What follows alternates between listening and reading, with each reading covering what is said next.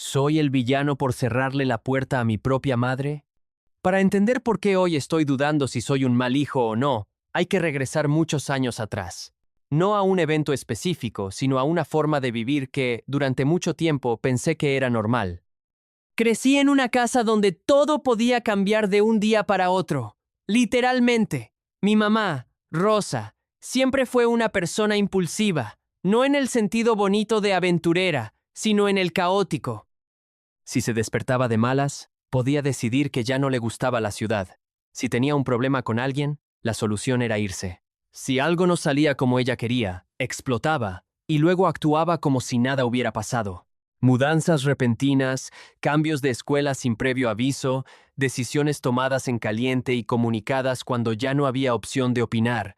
Esa fue la dinámica desde que tengo memoria. Y claro, cuando eres niño, no lo cuestionas. Te adaptas. Aprendes a leer el ambiente, a anticiparte, a no incomodar. Aprendes que la estabilidad no es algo garantizado, sino algo temporal que puede desaparecer en cualquier momento.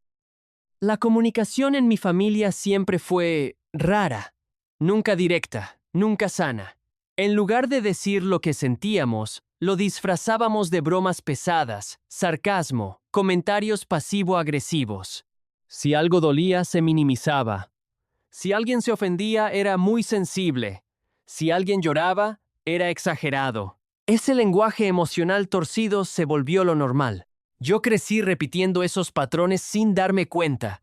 Hacía comentarios hirientes de broma, minimizaba sentimientos, evitaba conversaciones incómodas.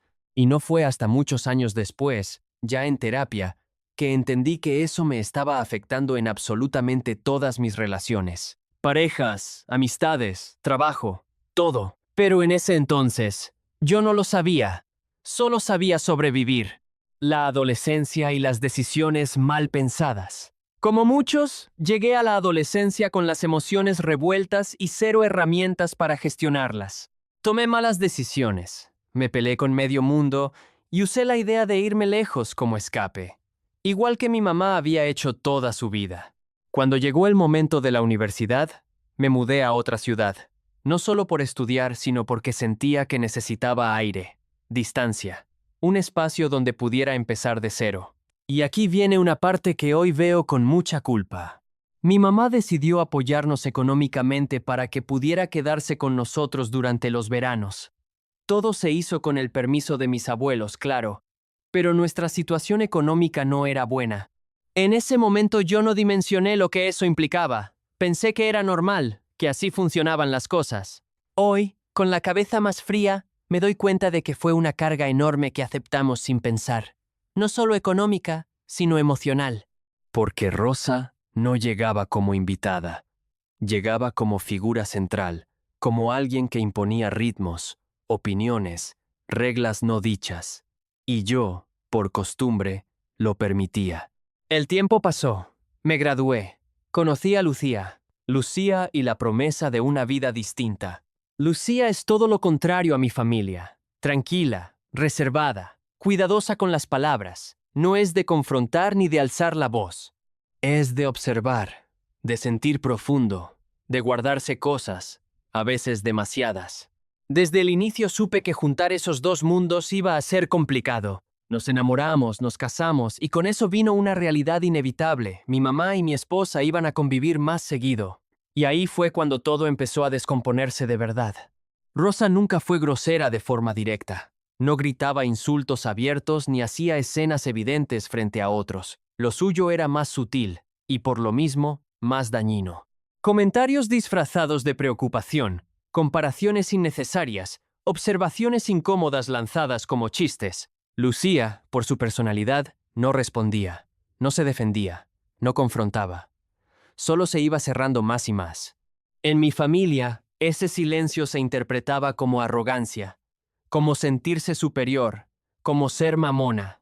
Y cada visita de mi mamá se convertía en una fuente de ansiedad para mi esposa. Días antes ya estaba nerviosa. Lloraba. Dormía mal. Su cuerpo reaccionaba antes que su mente. Yo intentaba mediar, convencerme de que podía manejarlo, decir que yo me haría cargo, que yo atendería a mi mamá, que Lucía no tenía por qué convivir demasiado. Pero la verdad es que nadie puede dividir una casa en zonas emocionales tan fácilmente. El cansancio acumulado. Con el tiempo, algo empezó a cambiar en mí. Tal vez fue la terapia, tal vez fue el matrimonio, tal vez simplemente me cansé. Me cansé de vivir en alerta constante. Me cansé de justificar comportamientos que me dañaban. Me cansé de que la paz de mi casa dependiera del estado de ánimo de alguien más. Empecé a poner pequeños límites. Nada dramático, cosas simples, horarios, avisos previos, acuerdos básicos. Y como suele pasar en familias donde nunca hubo límites, eso no cayó nada bien. Si algo define a mi mamá, Rosa, es que nunca avisa con tiempo. O avisa cuando ya no hay margen de maniobra. Y eso fue exactamente lo que pasó esa noche, que terminó de reventar todo. Eran casi las 12 de la noche cuando vi el mensaje. No uno largo ni explicativo, sino uno de esos que parecen inofensivos pero que traen caos incluido. Decía básicamente que llegaba a la ciudad a las 3 de la mañana y que necesitaba que fuera por ella. Así, de la nada, como si fuera lo más normal del mundo. No solo eso, venía acompañada de sus 2 perros, Max y Lola. Yo los quiero, no tengo problema con ellos, incluso tengo mis propios perros. Pero quien ha vivido con animales sabe que moverlos a las 3 de la mañana no es silencioso, no es rápido y definitivamente no es algo que pase desapercibido. Lo primero que sentí no fue enojo, fue cansancio. Un cansancio profundo, de esos que no se quitan durmiendo. Pensé en Lucía, en que al día siguiente trabajaba, en que se despertaba con cualquier ruido, en que llevaba días ansiosa porque Rosa ya había insinuado que tal vez pasaba. Y por primera vez en mi vida, algo dentro de mí dijo, esto no está bien. Me senté en la cama, releí el mensaje varias veces y traté de buscar una forma de acomodar la situación sin que explotara. Pensé si podía ir solo yo, si podía dejarlos en otro lado, si podía improvisar. Pero la realidad era clara. Aceptar eso significaba volver a poner las necesidades de mi mamá por encima de la tranquilidad de mi casa y de mi esposa. Y ahí fue donde tomé una decisión que, aunque simple en palabras, me costó años de condicionamiento emocional. Le dije que no. No fue un mensaje frío ni agresivo. Le expliqué que era muy tarde, que no era buen momento, que no quería causar un problema en la madrugada. Incluso me disculpé. Me sentí culpable mientras lo escribía, como si estuviera haciendo algo incorrecto, aunque racionalmente sabía que no lo era. Rosa respondió diciendo que no había problema, que alguien más iría por ella. Y yo, ingenuamente, pensé que ahí terminaba todo. A la mañana siguiente me desperté con una sensación rara, como si algo estuviera mal aunque todavía no supiera qué. No tardé mucho en enterarme. Resultó que Rosa no se fue con alguien más. Resultó que pasó la noche en la calle, no porque no tuviera opciones, no porque no hubiera alternativas, sino porque, como muchas otras veces en su vida, decidió tomar la opción más extrema posible, la más dramática, la que genera culpa, la que deja claro el mensaje implícito, miren lo que me hicieron. Cuando me enteré, sentí un golpe en el estómago. La culpa apareció de inmediato, como un reflejo automático. Esa voz interna que dice, es tu responsabilidad. ¿Cómo pudiste? Es tu madre. Aún así, me mantuve firme. Fui por sus perros al día siguiente, porque ellos no tenían la culpa de nada. Y ahí fue cuando todo se volvió más feo.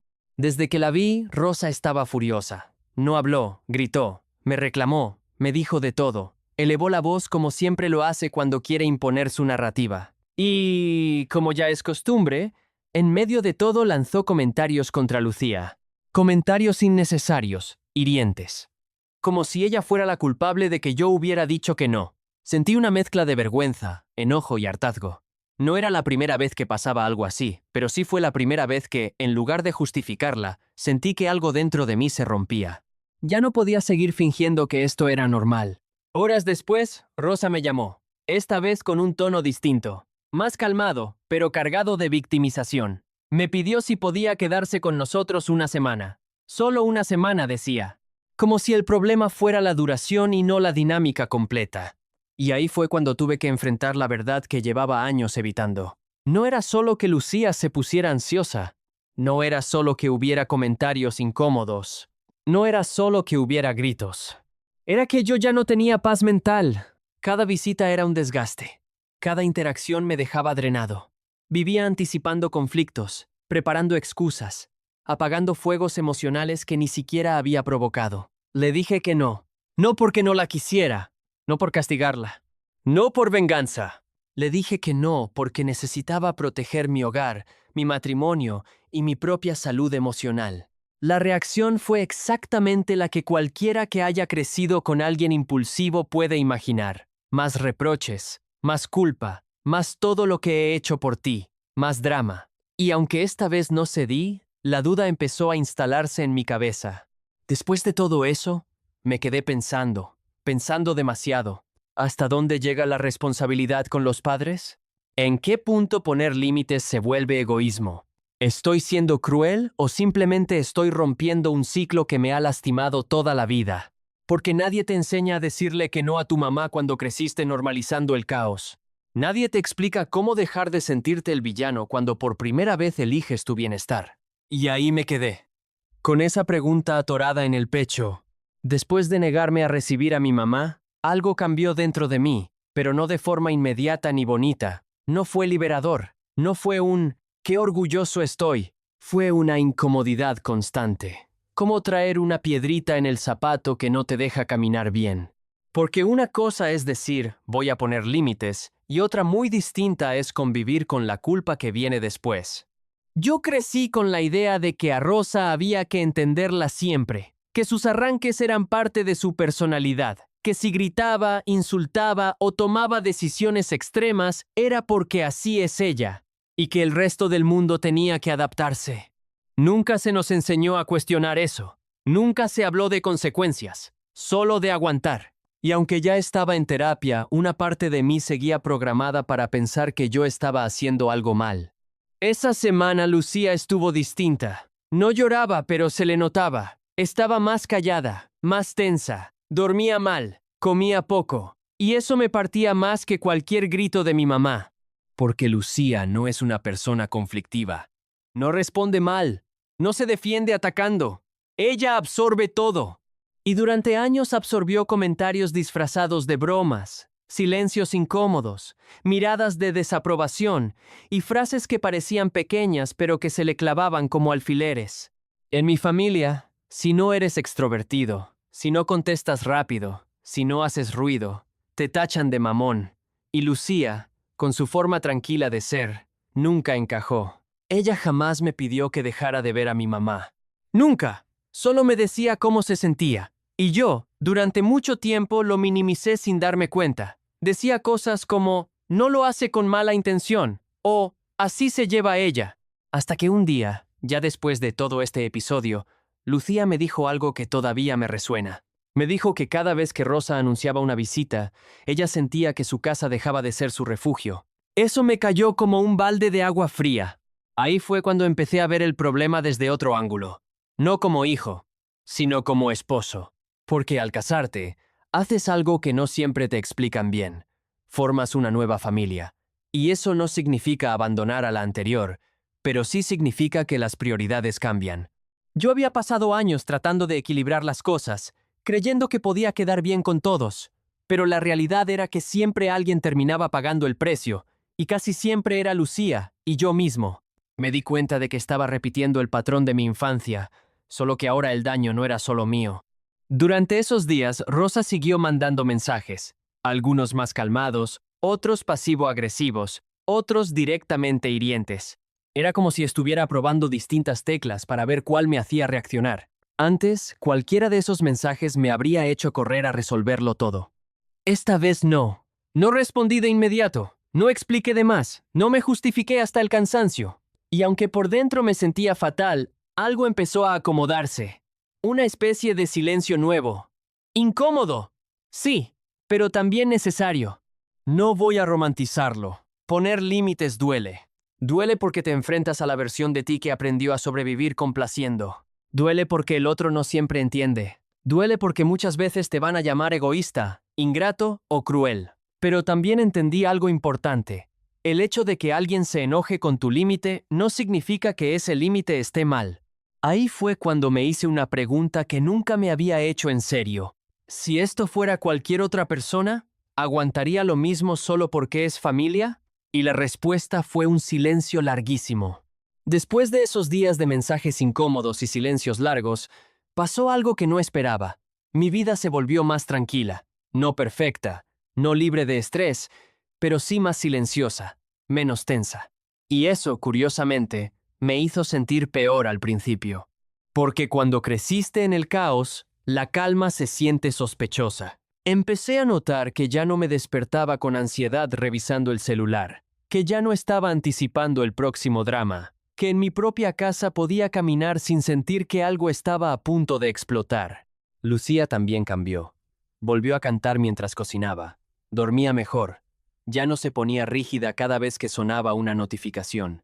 Y eso me confirmó algo que había evitado aceptar durante años. El problema no era que Lucía fuera demasiado sensible. El problema era que yo había normalizado la violencia emocional. Una noche, ya tarde, Rosa me llamó. No gritó. No insultó, usó algo mucho más efectivo, la voz quebrada. Me dijo que se sentía sola, que sentía que ya no tenía un lugar conmigo, que jamás pensó que su propio hijo la iba a dejar tirada, que ella jamás me habría hecho eso. Escuchar eso removió todo. Porque claro que la quiero, porque claro que me importa, porque claro que no soy de piedra. Pero algo fue distinto esta vez. No me apresuré a arreglarlo todo. No prometí nada.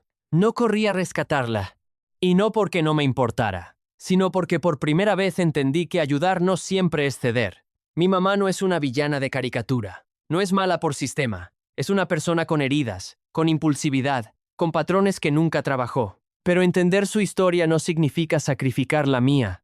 Y eso fue lo más difícil de aceptar, que puedo amar a alguien y aún así decidir que no puede estar tan cerca, que poner límites no borra el cariño, pero sí redefine el acceso. Lucía y yo tuvimos una conversación larga, de esas que no se olvidan. No fue dramática, fue honesta. Hablamos de cómo queríamos vivir, de qué tipo de hogar queríamos construir, de qué estábamos dispuestos a tolerar y qué no. Ahí entendí que si seguía permitiendo lo mismo, no solo iba a desgastarme yo, también iba a romper algo que sí valía la pena proteger. Y eso me dio claridad. Rosa no quedó conforme. No hubo cierre bonito. No hubo abrazo sanador. No hubo final de película. Hubo distancia. Y aunque eso duele, también es realista. Porque a veces el crecimiento personal no viene acompañado de aplausos, sino de incomodidad ajena. Durante mucho tiempo pensé que poner límites me convertiría en una mala persona, en un mal hijo, en alguien frío. Hoy entiendo que solo me convertí en alguien adulto. Alguien que ya no vive reaccionando. Alguien que dejó de confundir amor con aguante. Alguien que eligió la paz sin pedir permiso. ¿Uno es malo por poner límites aunque la otra persona sea tu mamá? ¿O seguimos romantizando el aguante solo porque se llama familia? Si llegaste hasta aquí, suscríbete, dale like y comparte. Nos ayudarías muchísimo. Nos vemos en el siguiente Chismecito Anónimo.